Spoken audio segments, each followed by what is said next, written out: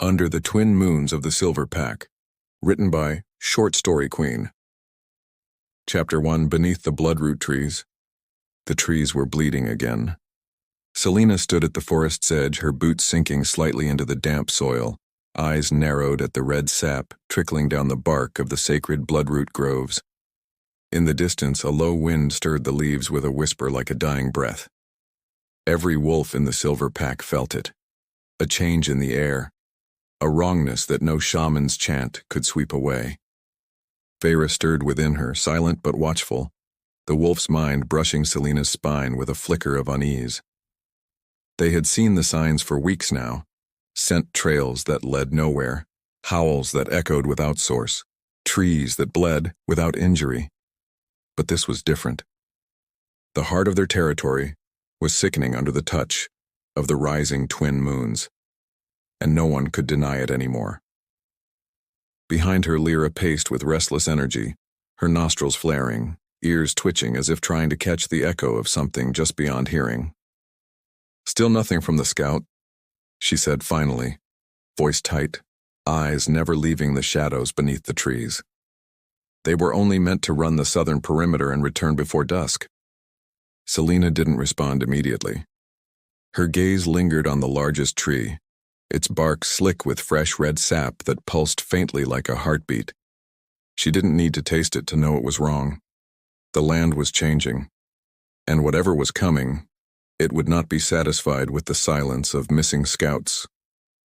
She turned, her voice low and smooth, as even and sharp as the obsidian she carried on her hip. "Send a runner to Alandra. Tell her to prepare for blood rites at sundown." Lyra froze mid-step, amber eyes widening. "We haven't done rites in years. Then we are long overdue." The runner was gone before the sky turned violet, and Selina remained beneath the trees alone, waiting for dusk to fall. The forest grew quieter as the moon rose. No birds, no insects, only wind. She should have felt power here, in the heart of silver territory. But instead, the air pressed against her chest like unseen hands. Her fingers curled against her side. Then came the scent, ash and storm, sharp and unfamiliar. Not hers, not silver. The wind shifted and Selina turned slowly. He stepped from the tree line like a shadow breaking away from the dark, tall and unapologetic in his presence. Black hair spilled past his shoulders and the silver glint of a dagger rested at his hip. His clothing was worn for travel, but nothing about him looked tired. His eyes were what stopped her. Amber like wildfire, fixed on her not with challenge, but something more dangerous. Curiosity. Ryan Voss, the Moon Howler, alpha of the Shadow Pack. Uninvited, unwelcome. He moved with an arrogant ease, pausing just inside her line of defense, but not so far that she could claim insult and rip his throat out without consequence. His gaze swept the grove, then returned to her with a crooked half-smile. "I expected more guards." Selina didn't move. "I expected less intrusion." His smile deepened slightly as if he delighted in her displeasure. "This isn't a visit, it's a warning. Speak it, then leave." He stepped closer, ignoring her tone. The air between them shifted with the movement. Warmer suddenly, sharp with tension. Feyre growled low inside her and Selina could feel Kale's presence like a prickle under the skin. His wolf bleeding through the man, coiling around her like a circling wind. "The moons are rising," Ryan said, no longer smiling. "We've lost 5 scouts, not wandered, lost, dragged, torn, or worse.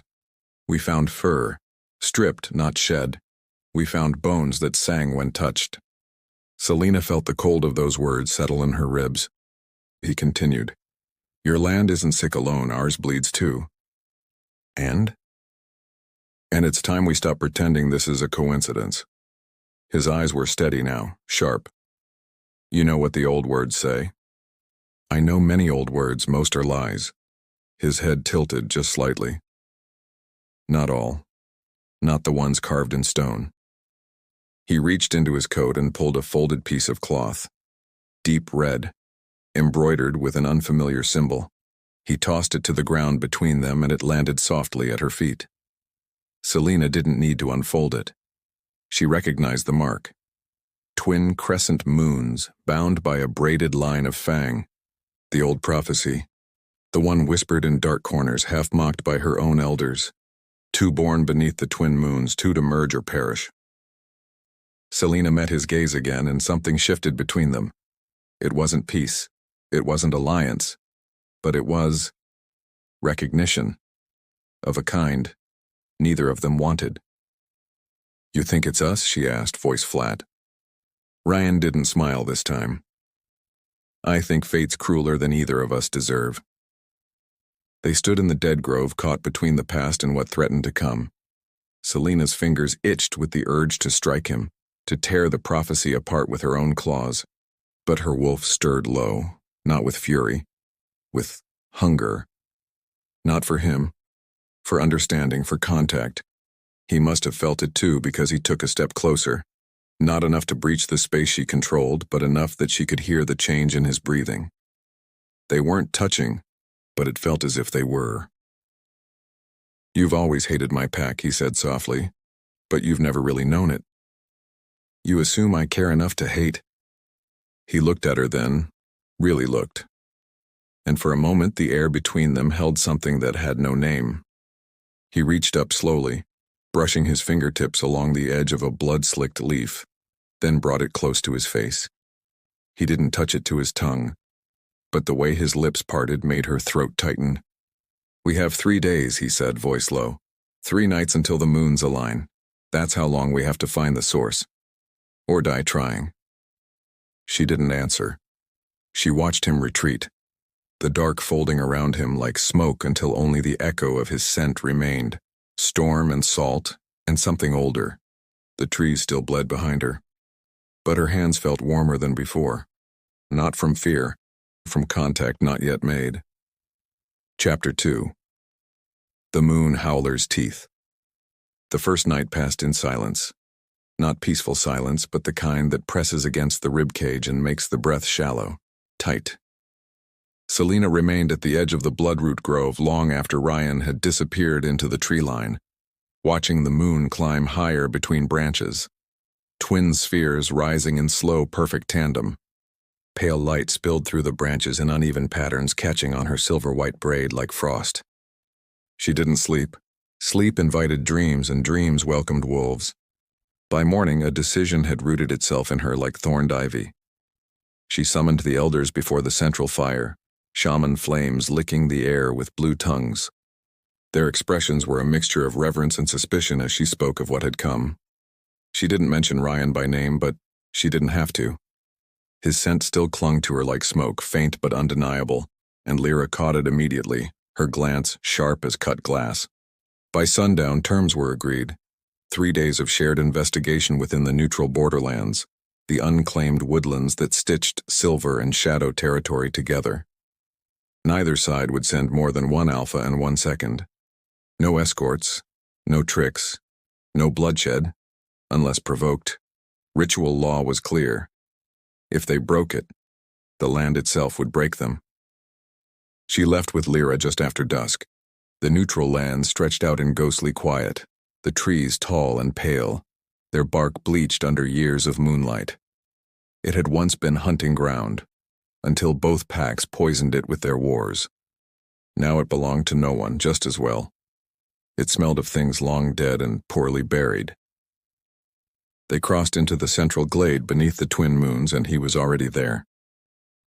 Rainvoss leaned against the base of a collapsed tree, one hand casually resting on the hilt of his blade, the other holding what looked like a plum stripped from some forgotten orchard. He bit into it with casual disinterest as she approached, but his gaze never left her. Selina didn't stop moving until she stood opposite him across the glade. She kept her chin level, her shoulders squared. Her expression revealed nothing. But still, she felt it. That tension, that strange magnetic pull that had begun in the bloodroot grove and hadn't let go since. His wolf's presence scraped just beneath her skin like a whisper at the edge of hearing. It didn't belong inside her mind, but it lingered there anyway. Not speaking. Just pacing. She noticed the way Ryan's posture shifted slightly, his breath catching, Not obvious, just a flicker of hesitation before he straightened and tossed the plum core into the brush. "I thought you might change your mind," he said, voice low, dry. Selina moved past him without answering. She didn't need words. Her acceptance was her presence, and he knew it. Lyra set up camp without speaking, her movements sharp and quick as if silence could cut through whatever heat curled between the two alphas. She shot Rian a narrowed glance more than once, but he barely noticed. His attention was fixed on Selina, the way a predator watches a rival too close to its kill. They slept beneath the stars, but sleep wasn't the right word for it. Selina didn't dream, but she felt Vera stir in her bones the moment she lay down. Across the fire, she could sense Kale's presence like dark thunderclouds gathering. Not dangerous, just potent, curious. Selina didn't want to look, but she found herself watching him anyway, his chest rising with slow, even breaths, the firelight casting his features in amber and shadow. Even at rest, there was something tightly coiled about him, as though his body was always ready to move, to spring, to strike, or touch. Her fingers curled around the edge of her cloak without realizing it. At dawn, the second trial began. They moved together through the twisted wood, tracking the path of the vanished scouts. The scent was faint but strange. Sweet rot, almost floral, but with an edge of burnt fur. Not feral, not natural, something other. They walked side by side, not speaking, not touching. But every time her shoulder brushed the air where his had just been, her skin felt too warm. The path narrowed. Roots curved like ribs through the forest floor, and she stepped lightly between them, aware of his gaze. She didn't look at him, she didn't need to. She could feel the way his attention slid across her, assessing, weighing, lingering just long enough to be noticed. Never long enough to accuse. They reached the first clearing by mid-morning, and that was where they found the bones. They weren't clean, they were snapped and scattered, the marrow blackened inside. One still had fur clinging to it, silver fur. Lyra stiffened behind her, growling under her breath, but Selina held up one hand for silence. She crouched beside the remains, examining the strange markings carved into the soil. Not claw marks, symbols, spirals, moons. Ryan came beside her and lowered himself to his heels. For a moment, neither spoke. His presence was too near. She could feel the heat of him through layers of leather and fabric, the way his breath brushed her neck as he leaned closer. Selina did not move. "Do you feel it?" he asked, almost a whisper. She nodded, her voice equally quiet. "Something's wrong with the land." He shifted slightly. His shoulder brushed hers. It wasn't an accident. She didn't pull away. Vera's voice was low and pulsing in her blood. He's listening with his body, not just his ears. Selina closed her eyes just for a moment, just to breathe. Then she stood. The rest of the day blurred into movement. Tracking, circling, avoiding obvious traps, finding more symbols carved into the bark of hollow trees. None of it made sense. None of it smelled like wolf. It felt older, hungrier. By nightfall, they were forced to rest. The fire crackled between them again, and the air was thick with quiet. Lyra dozed nearby, her back to them. Selina sat with her knees drawn up, cloak around her shoulders, eyes unfocused on the flames. Ryan sat across from her, hands bare, palms up near the heat. Neither spoke. But the silence between them shifted, not empty, not hostile. The kind of silence that had weight. Eventually, she looked at him. Really looked. He wasn't trying to impress her. Not now. Not with words or posture or clever arrogance. He was simply there, watching the firelight with a kind of tired wariness she recognized too well. Selina didn't mean to say it, it just slipped out. "You don't smell like fear." His head turned, one brow raised. "Neither do you." And then, for the first time, she saw him smile without teeth. The fire popped between them, and for a single breath the space narrowed. Not enough for contact, but enough that her body knew the shape of his shadow. Chapter 3. Trial by Bone and Blood. The moon was only halfway risen when Selena stood barefoot in the center of the stone circle. The cold of the rock bit through the skin of her feet, but she didn't flinch. Above her, the twin moons hung uneven in the sky, one swollen with light, the other still pale and waiting. The air was thick with damp moss and the faint iron tang of old rituals. Smoke clung low to the earth like the breath of the forest itself, waiting to see if she would bleed. Ryan stood opposite her, the same tension drawn across his shoulders that she'd felt in herself since dusk. He had stripped to the waist, exposing the faded scars etched like forgotten warnings across his torso. They weren't decorative, they were the kind that told stories. Ones earned, not given. The firelight traced each one with reluctant reverence. Between them, Elandra stood still as stone, her face painted in gray ash and ochre lines, her voice little more than a whisper, lost in wind. Blood for truth, blood for bond. If there is lie in the blood, the wolves will taste it. Selena stepped forward first. The blade was passed to her without ceremony, and the moment she closed her fingers around the bone handle, Vera stirred low in her chest, a flicker of heat curling through her limbs. She didn't pause. She pressed the edge to her palm and drew it across with a single, deliberate motion. Blood welled in the cut, dark and slow. She stepped forward again, closing the distance between herself and Ryan by half. Her hand extended, steady, unshaken. Ryan watched her, not the blood, not the knife, her. Something about the way he looked at her, not with suspicion or hunger, but a kind of slow, burning acknowledgement, made the air between them shift. He took the blade, fingers brushing hers. Heat struck her like a pulse, small, immediate, dangerous. Then it was his turn. The blade passed across his palm with less grace, more force. The blood that rose was thinner, brighter. He stepped forward without hesitation, holding out his hand until their palms hovered, blood glistening. "Now," Elandra whispered, "let the wolves speak." Selena pressed her palm to Ryan's. For a single breath, the contact was just flesh, warmth, and pain. But then the forest vanished. Her knees buckled. Darkness closed around her vision, not full but distant, like slipping beneath deep water. Her wolf tore forward, not with violence but necessity, pushing her awareness outward. And there, just beyond herself, Kale. Not Ryan. Kale. The shadow wolf stood in the same ring of stone, huge and black-furred, eyes glowing with something wild and unreadable.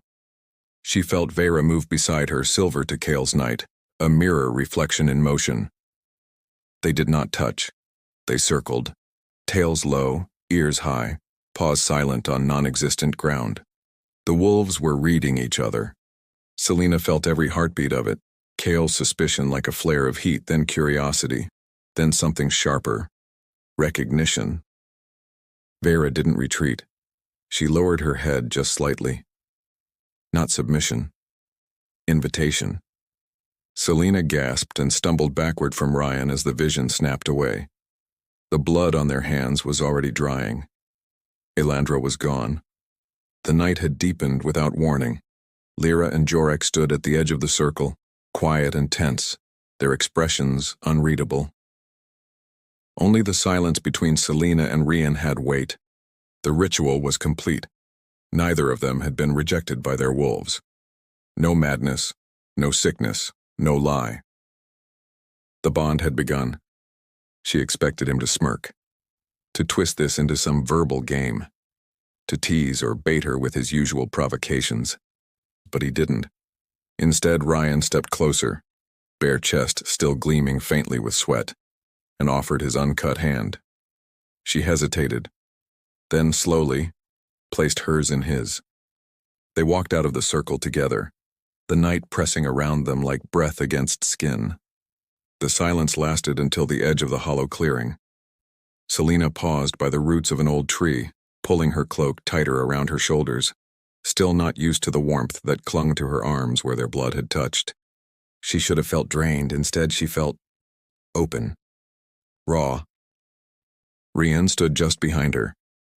Not quite close enough to touch, but she could feel the shape of him like pressure on the back of her spine. "Your wolf," he said, voice low, just above a murmur. She doesn't bow. "Neither does yours." That silence again. Not empty. Not cold, just thick with something neither of them had a name for yet. Then the wind shifted and every part of her stiffened. Scent. Wrong. Rotten. Sweet. The same as the clearing. The bones. The sickness. Selina turned as Ryan did, both of them instinctively positioning between the scent and their seconds. Shadows rippled between the trees, but no footsteps. No sound. Lyra was already reaching for her blade. Jorik raised his nose, cursed under his breath. Too close, too fast. Then the scream, sharp, inhuman, close. Ryan moved before her. Too fast for thought. A blur of skin and fur. His shift incomplete but immediate. His wolf's snarl ripped the silence apart.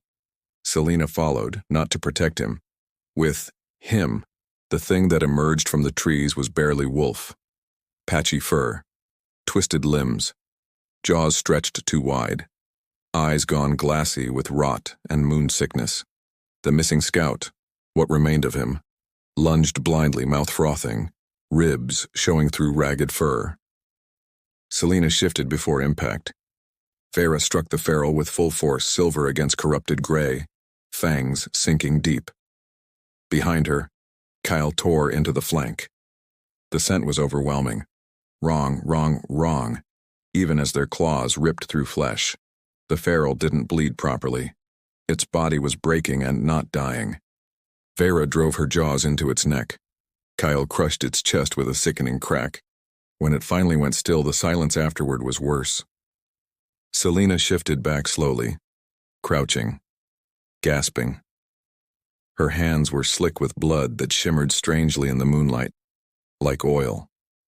Ryan shifted beside her, bare again, breath sharp, chest heaving. Their eyes met. Neither spoke. But something passed between them in that moment. Not fear, not rage. Need, not yet desire. Not yet. But closer than either of them had been willing to admit before tonight. She could still feel his blood in her palm, still taste his wolf in her thoughts. And now, after facing the rot together, fighting not side by side but in sync, she could no longer pretend he was just a rival.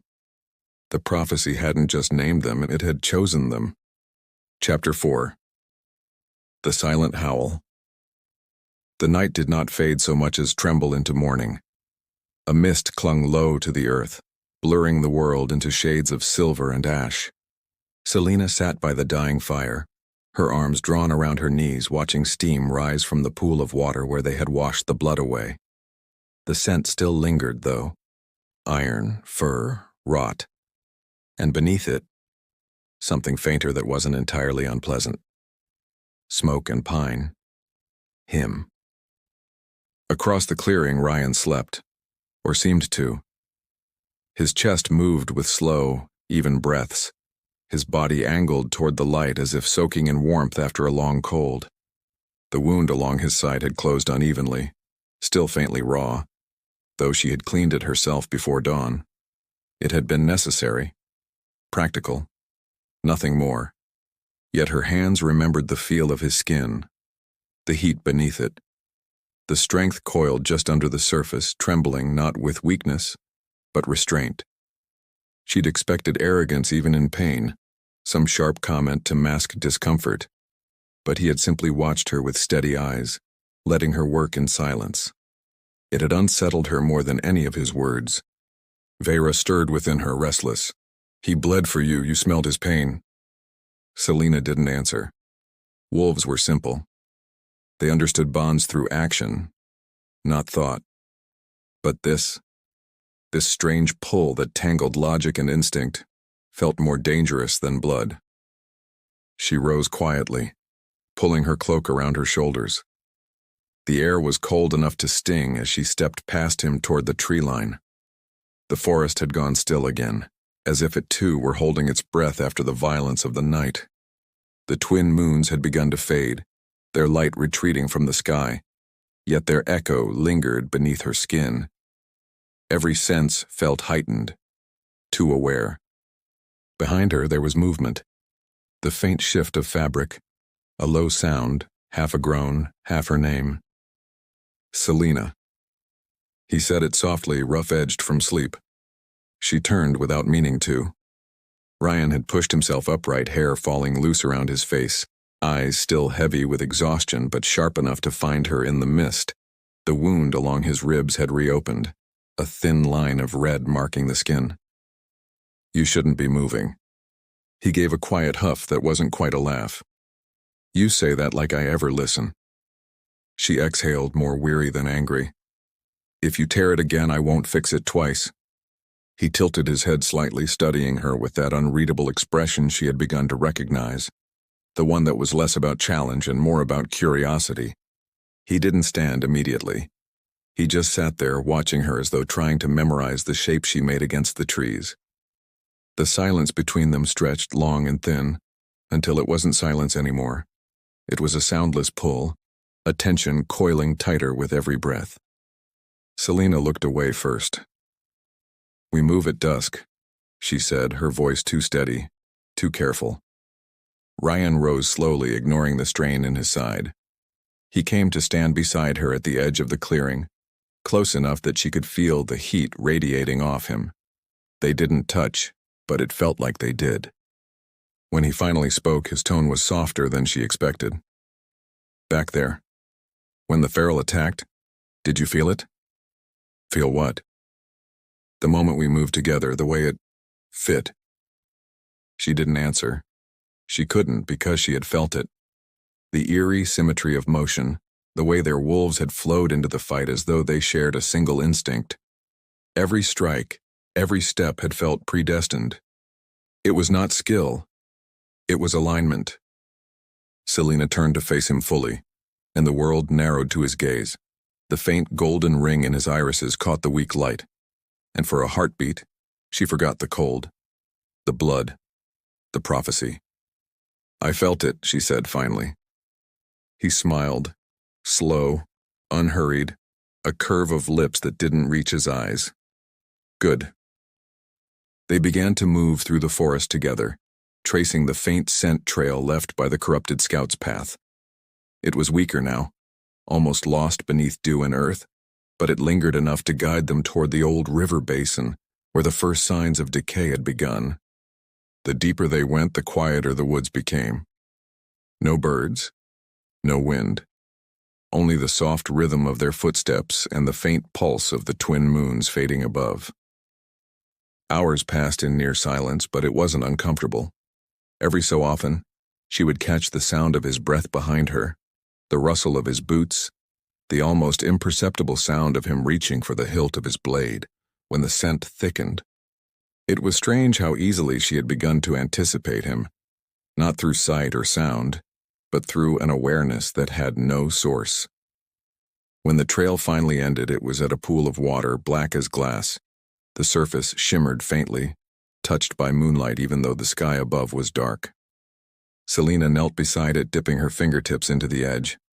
The water pulsed cold against her skin, too cold for nature. Ryan crouched beside her, his arm brushing lightly against hers. They both froze. It was nothing more than a graze of skin, but the jolt that passed between them felt alive. Her breath hitched before she could stop it, and she felt his body tense in response. Neither moved away. His hand shifted closer, palm almost touching the back of hers. The space between them was measured in heartbeats. The air thickened, carrying the faint scent of fur and ash, the signature of both their wolves stirring beneath human restraint. For a moment, neither of them breathed. Then Vera's voice cut through her mind like a whisper against her spine. You know this bond cannot be undone. Selena pulled her hand back, breaking the contact, though her pulse betrayed her calm. Ryan didn't react. He only leaned back slightly, eyes still on the water. There's power here, he murmured, old wrong. Yes. Her voice came quieter than intended. It's spreading. Ryan's gaze flicked toward her again. Then we stop it. They stayed there until the moons rose again, the faint light threading through branches and touching the water until it gleamed silver white. The reflection showed both their faces side by side, one pale as frost, the other shadowed and dark. And for a strange, fragile instant, they looked as though they belonged to the same world. When they finally returned to camp, Lyra was asleep and the fire burned low. Selina sank onto the nearest stone, exhaustion finally slipping into her limbs. She thought Rian would keep his distance, but he lowered himself beside her, close enough that their shoulders nearly brushed. The heat of him seeped through her like slow-burning embers. Neither spoke. The forest did the talking. Crickets, faint wind, a lone owl calling from somewhere unseen. Selina let her eyes close. For once, her wolf didn't protest. And somewhere just beneath the thin veil of sleep, she felt it again. That soft hum inside her chest, the echo of another heartbeat, not her own. Chapter 5. Ritual of the Joining Hunt. The forest held its breath as they prepared to hunt. It was midday, but the sky had dimmed to an unnatural gray, cloud-thick and low, the kind of air that warned of storms without thunder. The joining hunt was not a tradition for ceremony. It was trial, ancient and absolute, a way for wolves to prove they could track, fight, and move as one. Only bonded alphas could complete it without tearing each other apart. Selina stood at the river's edge, eyes tracing the current, silent as always. Her cloak was gone. Armor, too. She wore only the light-skinned tunic of her ancestors, moon-threaded and fitted like second fur. Her feet were bare, planted on the cold, wet stones. The air licked at her arms, but her body paid it no mind. She was focused, already half-merged with Vera, her wolf just beneath the skin, pulsing in her blood like a slow drumbeat. Rian arrived without sound, a shadow between trees, his form relaxed but alert. He moved like the hunt had already begun. His clothes were stripped down too, dark leathers tight to his frame, lean muscle visible where the collar dipped. His eyes flicked over her, not hungrily, but with a calm, calculated intensity that made her pulse rise in ways she pretended not to notice. Their eyes met and held. She didn't speak. Neither did he. That was how it began. They shifted not together, but near enough to feel the change in the other. Bone reshaping, muscle thickening, fur unfurling over flesh. It was not elegant. It was never elegant. But it was fast and raw and real. When it was done, Vera stood tall and silver-pelted, her eyes like cold stars in the gloom.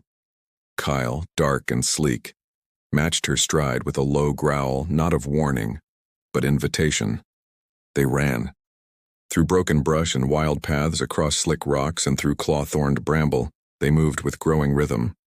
The scent trail of the corrupted beast they'd marked the night before was fresh now, twisted and sharp with rot, but layered beneath it was something smarter, more focused. This wasn't another feral. It was something worse. Predator. The trail split once, then twice, and each time they made the same decision without pause. Their movements synchronizing not through plan, but instinct. It wasn't trust. Not yet. But it was something close. Selina felt her heart begin to echo with Kyle's distant growl. Vera did not resist. The pull between them now lived in the sinew and breath of the wolves. Not forced. Not fate. Natural, in the most unnatural way. Hours passed, or none at all. Time didn't move here. It shifted like scent on the wind. Then the trail stopped, cold and sudden. They slowed. Vera crouched low. Kale paced ahead, ears forward. A clearing opened before them, too clean, too circular, the air too still. Trees here had been stripped of bark. The ground was marked with the same strange spiral patterns they had found carved into old stone near the bloodroot grove. In the center, something waited. Not a wolf. The creature crouched on four limbs, but its body was humanoid. Too tall. Too angular. Fur clung in patches to its limbs, stretched tight over blackened veins. Its mouth opened not with a snarl, but a slow, deliberate grin. Eyes gleamed with unnatural reflection, as if the moons lived inside them. It watched them. Vera snarled low, her teeth bared. Kale stepped forward, and together they moved. Not as two, but as one. The fight was not swift, and it was brutal, desperate, intimate in the way only battles for survival can be. Selena lost sense of her limbs. Only movement mattered now, only breath and blood and the tearing of earth beneath their paws. The creature moved like smoke, lashing out with limbs that shifted mid-strike. But Vera and Kale adjusted with eerie precision. Selena felt his pain when the beast's claws raked Kale's flank. She felt her own blood rise when Kale lunged forward, opening the creature's throat with a savage twist. When the beast finally collapsed, its body dissolved into black dust, vanishing into the dirt like a forgotten curse. They stood in silence. Blood dripped from Kale's chest. Vera limped slightly on her right foreleg. But they had not fallen. They had endured. They shifted back slowly, the change less painful this time, drawn out by exhaustion and shared adrenaline. When Selena found herself human again, she remained on her knees, hands digging into the soil, breath ragged. Her body ached. Her side stung from an unseen cut. But her mind felt strangely clear. Rian knelt beside her, skin streaked with blood and mud, eyes heavy, but lit with something sharp. He reached toward her slowly, his fingers brushing the edge of her jaw to turn her face toward him. His hand was rough, warm. Selena didn't flinch. They were too close. The kind of close that was no longer accidental. His thumb traced the line of her cheek, not tender, not possessive, curious, reverent, as if he were memorizing her without meaning to. The air between them thickened, and then his hand dropped, not because he wanted to, because he chose to. Selena rose first, her movements stiff, body still adjusting to its human shape. Rian followed, his eyes never leaving her. The silence wasn't empty now. It was filled with everything they hadn't said. When they returned to camp, Lyra stood abruptly, tension rippling across her face. "You were late," she snapped, eyes flicking to Ryan, then back to Selena. "We thought you—" "We handled it," Selena said, her voice quieter than usual but firm. Ryan didn't speak. He moved to the edge of the firelight, washed his hands in the water basin, and sat without sound. But Selena felt the echo of him in her blood still, the memory of Kale beside Vera, their bodies moving as one, teeth bared not at each other, but the world. The night passed without sleep, not because of danger, because her body remembered what it had been like to fight beside him, to move with him and to feel her heartbeat not just for survival but for him. Chapter 6. Lies in the moonlight. The moonlight pressed like breath against her skin. Selena stood just outside the circle of campfire light, her arms crossed against the faint chill as the twin moons climbed their slow arc. The stars were veiled in mist, and every tree around them seemed to lean closer than it had the night before, as though the forest itself was watching. She hadn't spoken to Ryan since the hunt. Not truly. Their movements, their glances, the pause when they'd stood too close to the fire together. It had all been thick with something unspoken. But silence was no longer safety. It was weight. She felt it in her chest, and she wasn't the only one. Lyra was watching her too, narrow-eyed, pacing just outside the camp as if the trees had whispered something that left her uneasy. There was a hardness in her jaw that hadn't been there the day before.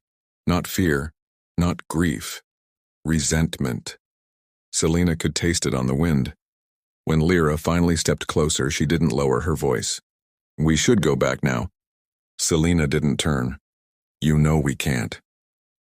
Lyra stepped into her line of sight. Her boots cracked dried leaves, her shoulders drawn high with tension. "We've done the rituals. We've completed the hunt. If the prophecy is real, we've fulfilled our part. There's no reason to stay any longer." "No reason," Selena repeated, quiet. Lyra's eyes flicked sideways toward the shadows where Ryan sat sharpening his blade near the fire. "You're letting him in." Selena's eyes narrowed, but her voice remained still. "You're imagining things." "Am I?" Lyra took a step closer. "You haven't heard the way he speaks to his beta. How they laugh when they think no one hears. They think this alliance makes them stronger, that you'll bend. Let him in long enough, and he'll wrap that charm around your throat like a leash." The words stung not because they were true, but because they nearly were. Selina turned and left without answering. She didn't trust her voice, and the forest was thick with moonlight. It painted her silver as she moved through the trees, breath shallow, hands cold at her sides. She didn't know where she was going. Just that stillness would suffocate her. Her thoughts were no longer her own. They were full of the sound of Ryan's breath beside her in battle, the weight of his hand on her jaw, the way Cale's presence lingered in the space between her thoughts, not unwelcome. She found herself at the riverbank again, the same place they had hunted, the same place they had bled. The water whispered along the stones, dark and slow. She knelt beside it, let her fingers hover above the surface. She didn't hear him approach, but she felt him, the heat behind her, the way the air shifted. "I thought you might come here," Ryan said. His voice had dropped into something quieter than usual. No games. No bite. She rose slowly, turning to face him. His shirt was loose at the collar, sleeves rolled back. There was a scrape on his forearm, half-healed. He smelled of fire and leather and a hint of blood.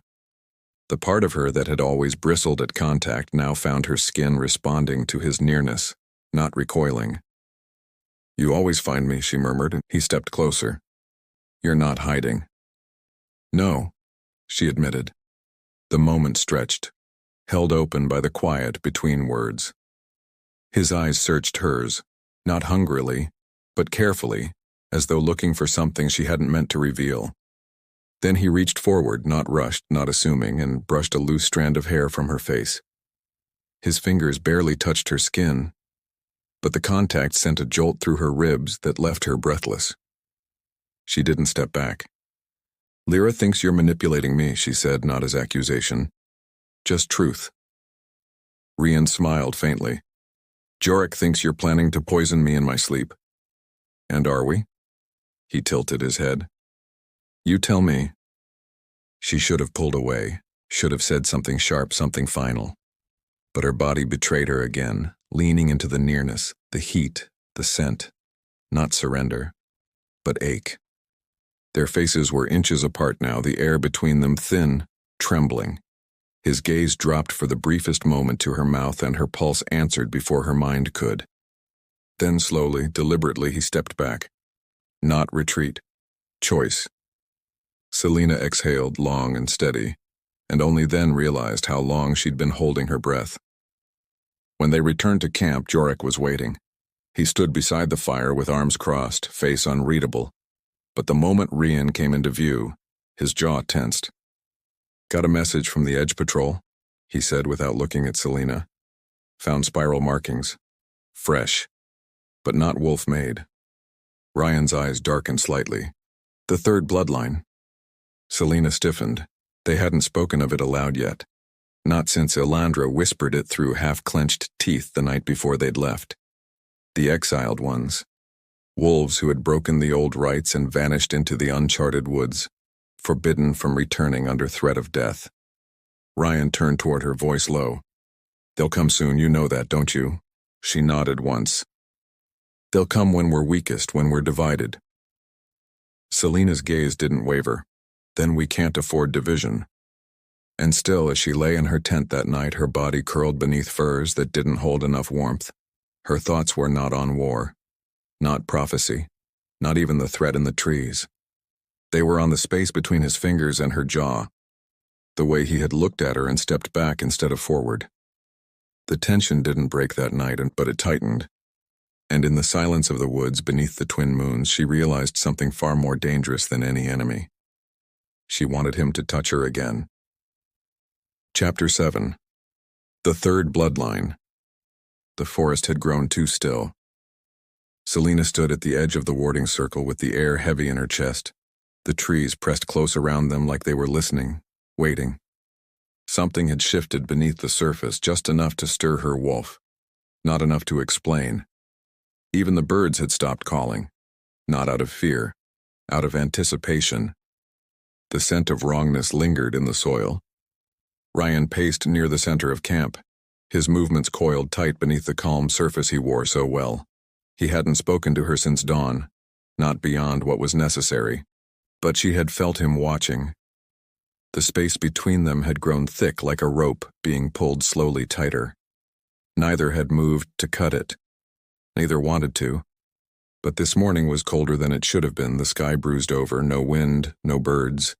And the message came just after sunrise. Elandra had sent it through the root charm, a knot of white ash, half split and burned black along one edge. Selena knew what it meant before she even opened it. The third bloodline has returned. Ryan read it in silence. She didn't need to explain. He knew the signs too. Knew what it meant that the spiral carvings were fresh, that the ferals were no longer mindless. The exiled wolves hadn't just been surviving in the dark. They had been evolving, learning, and they were coming back for the prophecy. Selena sat beside the fire long after Jorek and Lyra had left to scout. Her fingers brushed the edge of her blade sheath, but her eyes were unfocused. Every instinct said move, prepare, warn the others. But something in her hesitated. Her wolf was silent, not afraid, not sleeping, listening. She didn't notice Ryan's approach until his shadow broke the light. He didn't speak, just settled beside her, close enough that his shoulder brushed hers. It wasn't calculated this time. It wasn't a test. The contact was quiet, casual, familiar, as if the space between them had shifted, claimed something neither had offered aloud. Still, the tension simmered there beneath breath and bone, something fragile, sharp-edged, unnamed. "They'll come for the final rite," he said eventually. She nodded. He turned his head toward her, his voice quieter now. "And they'll try to kill one of us before we can complete it." She didn't answer. The thought had already rooted deep. The prophecy couldn't be fulfilled if one of the twins perished before the binding. That was the point. Divide them before the bond could seal. "We need to draw them out," he continued. "Force their hand. Expose them before they choose the moment." Selena turned to him now. "And you'd risk your life to do that?" His gaze met hers, steady. "I'd risk more than that." The words lodged somewhere beneath her ribs. There was no smile in him now. No mockery. He was close enough for her to see the line of his jaw, the scar just beneath his ear, the small nick in his lower lip that hadn't healed. His eyes were tired. Honest. Alive. She didn't lean in. She didn't need to. The warmth between them was not touch. It was awareness. "We'll fake a split," he said quietly. "Let them think we're fractured. Give them a reason to strike." Selena didn't look away. "And if they strike when it's real?" A silence followed, not empty. Heavy. "I won't let that happen," Ryan said. There was no promise in his voice, no vow, just certainty. He stood first, walked away without another word, leaving the warmth of his body in the space beside her like the ghost of a hand not yet held. By dusk, the argument began. It had to be real. Public. Enough for spies to believe it. Enough to bait a blade. Selena didn't like the way her voice had to sharpen to meet his. Didn't like how easily the ache slipped beneath her skin when she accused him of arrogance, of reckless pride. Didn't like how still he stood when she spat his name like venom, knowing it had to sound real. He threw the words back like flint. Silverpack pride, brittle tradition, a refusal to bend. Each word stung not for the lie, but the truth underneath. They weren't playing. They were using the sharp edges of what they didn't want to admit. The tension cracked between them, brittle and bright. Lyra stormed away halfway through, throwing her hands into the air. Jorek only muttered something about fools and ghosts and vanished into the trees, and then it was only them again. They stood a few paces apart, breaths shallow, the silence of the aftermath like ash between their tongues. It was too much. Not the fight, not the plan, the ache. Selena turned before she could betray herself. But his voice stopped her, low and rough. "I didn't lie." She faced him. "I didn't mean what I said, but I didn't lie. I'd risk more than my life for this." He took one step forward, just one. For you. She couldn't breathe. The trees were too quiet. The fire too distant. Everything narrowed to the space between them. Her pulse, her wolf, her breath, everything rose at once. And then his hand reached for hers. Not rushed. Not bold. It hovered, waiting. Selena stepped in. Their fingers didn't lock, but the contact was there. Skin brushing skin, enough to anchor, enough to burn. They didn't speak again. But when they returned to camp, they walked side by side. And that night, Selena lay beneath the firs with her eyes wide open, the heat of his fingers still pressed into her palm, like a secret only the moons could see. Chapter 8. Mating Moon. The moonlight poured like liquid bone across the altar stone. It was old, smoothed by centuries of storms and ceremonies, built from granite that glowed faintly beneath the sky's silver stare.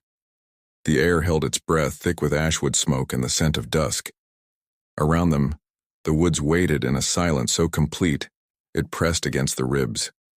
Selena stood at the edge of the clearing in the ritual garb of her bloodline, bare arms marked in ochre and silver ash, her hair unbraided for the first time in years, left loose across her back.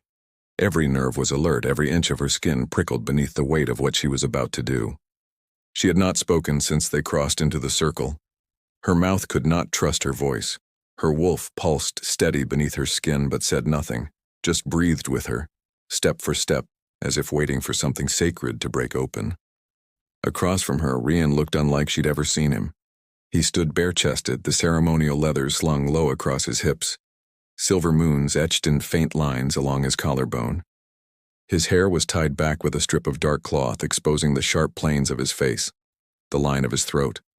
Even now, even standing silent, still as stone, there was something in the way he watched her that unsettled everything inside her.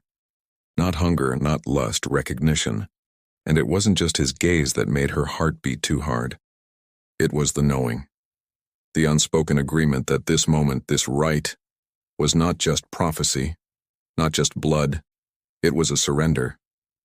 Not to weakness, not to fate, but to each other. The final rite did not require touch, but it required intention. They stepped forward in unison, bare feet on cold earth, the night alive around them with invisible pulse. A circle of carved stones framed them, ancient wolf sigils weathered to curves. Firelight flickered behind the runes, casting their shadows long and close. Selena stopped before the altar, her hands at her sides, the silence a weight behind her ribs. She could hear the breath of every watching packmate in the trees beyond, but they were not allowed to see, not all the way. The moment belonged to her and Ryan, to their wolves, to the moons. Elandra's voice broke through the stillness, carried by ritual rather than volume. Two wolves, two bloods, one path, speak. Selena turned, her voice low but clear, anchored by something older than herself. I am Selena Thorne, Alpha of Silver, daughter of Frost and Ash, born beneath the twin moons. I offer my strength, not in surrender, but in unity. Ryan stepped forward until he was only a breath from her, and his words followed hers with the weight of mountain thunder. I am Rian Voss, Alpha of Shadow, son of night and wind, born beneath the same moons. I offer my strength, not in dominion, but in bond. The air shifted. The altar pulsed with a soft hum, almost like a heartbeat in the stone. The flame surrounding the circle flared upward once, bright and soundless. The moons above aligned perfectly, twin white discs balancing one atop the other for the first time in generations. The light poured down over them, filling the space between their bodies with a glow so bright it made the shadows tremble. Selena felt her wolf rise, not in warning, in acknowledgement. Ryan stepped closer, close enough that she felt the heat of him against her skin, his breath at her throat. Their hands met, soft, unhurried, fingertips first, then palms, then the slow, deliberate intertwining of fingers. It wasn't a gesture of possession. It was an offering. Their joined hands lowered until they touched the altar stone. That was the moment it began. Not magic, not force, the bond. It didn't strike like lightning. It unfolded. Her breath caught as something inside her shifted, pulled, melted into something larger. Vera surged forward in her chest, howling not aloud, but deep within her mind. And across that strange, flickering plane she felt Kale. Not a presence beside Vera. Within, not merged, but woven.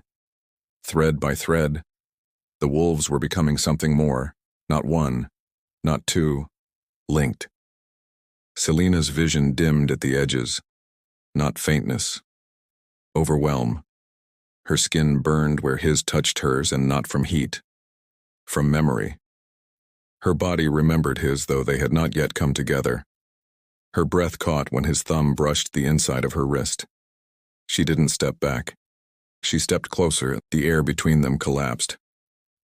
Ryan's free hand rose, slow, cautious, brushing the edge of her jaw with the same gentleness he'd shown before. But now it was different. Now there was no hesitation. His thumb traced her cheekbone, her breath hitched. He leaned in, just slightly. Their foreheads touched, and the contact was enough to send a ripple through her entire body. Not pain, not fear. Alignment.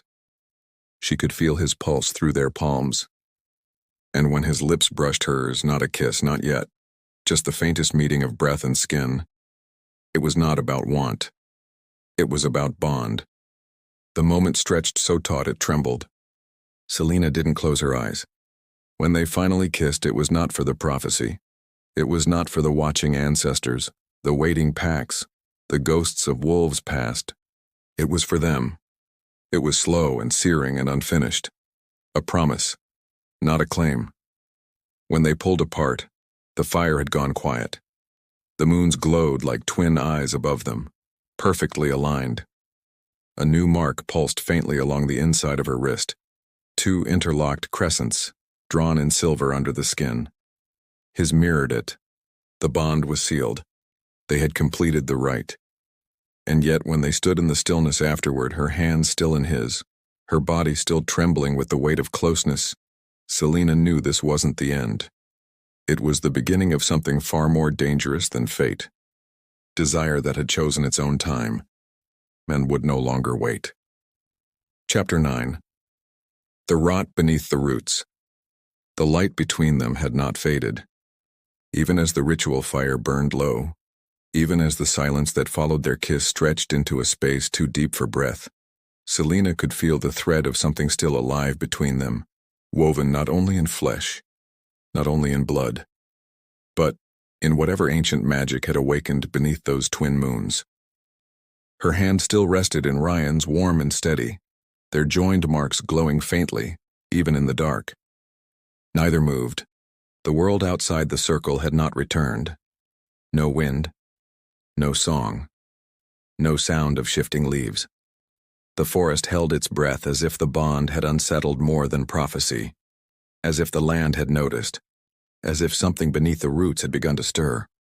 Selena stepped back first, not from doubt and from instinct.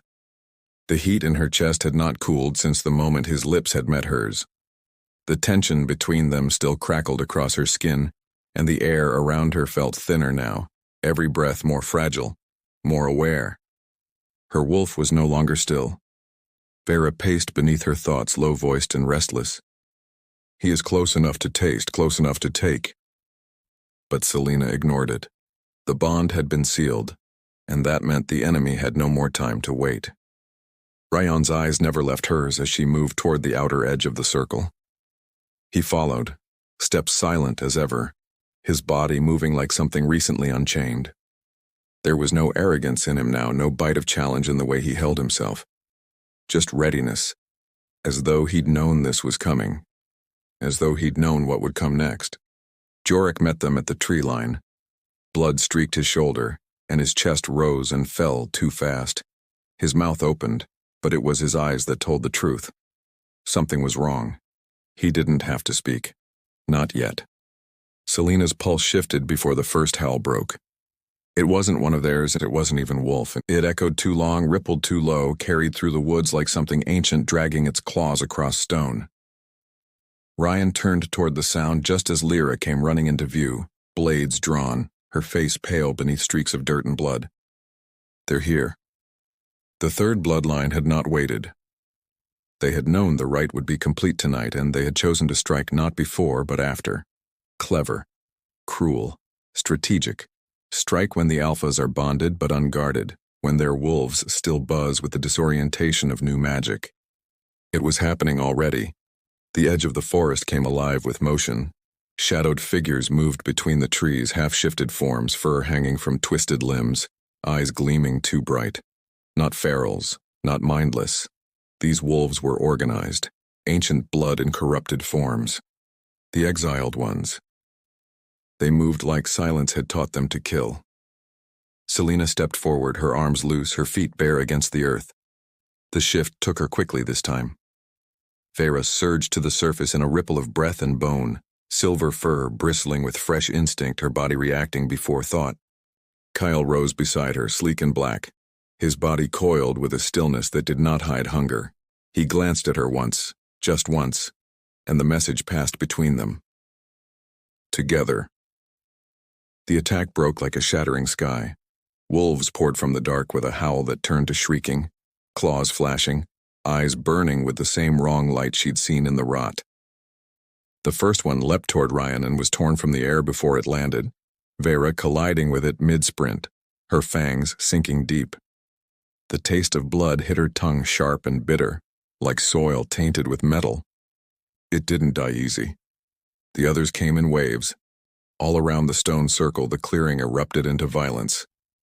Lyra fought in silence, her blades flashing with brutal precision. Jurek took a hit to the leg but didn't fall. Selena barely registered them. Her focus locked on the center of the field, where the altar now pulsed with a strange glow, the old runes waking like eyes opening in stone. They were drawn to it. The corrupted wolves weren't trying to kill her, they were trying to break the bond. Her vision blurred with fury. Vera moved faster, cut harder, her body no longer fighting alone. She felt Kale beside her with every motion. When he struck low, she struck high. When she faltered, he blocked the blow. Their wolves moved not as allies, but as one being split between two bodies. Every claw, every growl, every snap of jaws was rhythm. They killed without pause. But the exiled didn't retreat. Not until the earth cracked beneath the altar. A sound ripped through the clearing, low trembling, a groan pulled from the bones of the land. Light burst from beneath the altar stone, white and pulsing, and the corrupted wolves howled in pain, not fear. Pain. Selena shifted back in an instant, breath ragged, knees hitting the earth.